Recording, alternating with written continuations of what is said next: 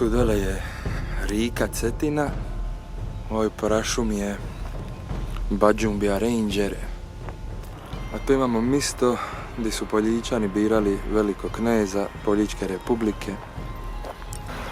Poljički Stonehenge.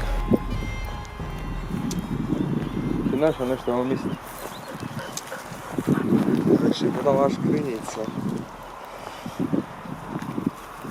Poznato je da Poljica nisu imala središnjeg mjesta kojeg se upravljalo gdje bi živjeli oni koji su predstavljali narod. Knez, vojvoda, kančelir i vikar su poslije svečanog izbora na blagdan Svetog Jurija, zaštitnika Poljica, nastavljali živjeti u svojim obiteljskim domovima.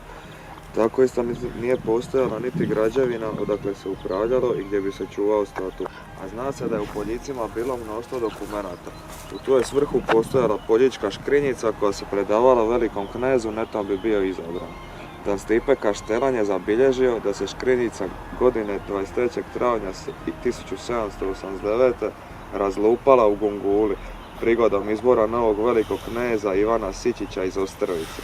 Ali se odmah napravila nova i u nju se pohraniše dokumenti koji su joj pripadali. Škrinjica, to je njen sadržaj, bio je ponovno izložen opasnosti 1807. godine u vrijeme upada Napoleonovih vojnika u Poljice.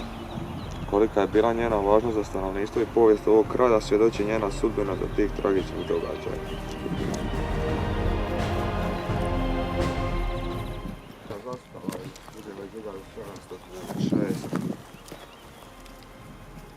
Ovo drži neku mačetu, ali kao da u glavu neću. Ko svinga, a to dolje.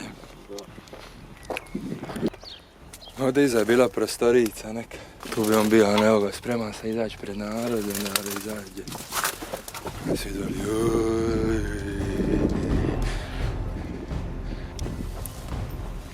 Vjerojatno nije tako eksponira se i rimski se uzdiza ovako, kamenovali bi ga ako bi bio, viš da su oni kak demokracija. Oni su poštovali svoje knezove, ali ne bi im opraštali kao grijehe. Nekoga su iskasapili, narod ga je zgazija, jer je nešto što bilo, ima baš priča u tom dokumentarcu. Da je Čeri svoje proda praktički da bi zadržao imovinu, nešto, nema pojma, nešto da bi posjede, neki kurac je napravio i narod mora to zamjeri, a vete i iskasapili ga. Da danas to rade.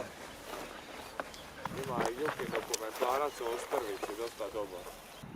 Ne, ja mislim, ovo će biti neka ruina bezvezana, neka škola prije 100 godina, na kraju ovo top mjesto.